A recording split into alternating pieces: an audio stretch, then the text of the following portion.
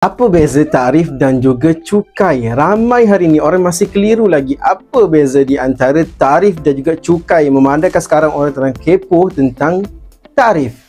Tarif dan juga cukai, ramai yang anggap benda ni sebagai sama, tapi sebenarnya beza dia macam langit dan juga bumi.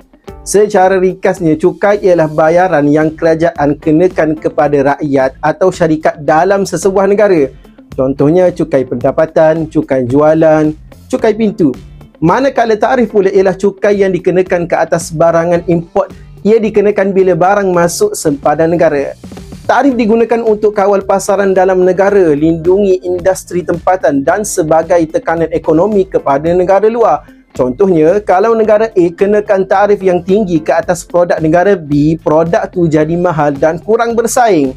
Sebagai penyimpan emas, kita kena peka isu global macam ni sebab ia boleh beri kesan yang sangat tinggi kepada harga emas. Nak tahu kenapa? Tengok video seterusnya. Jemput, like, follow dan share.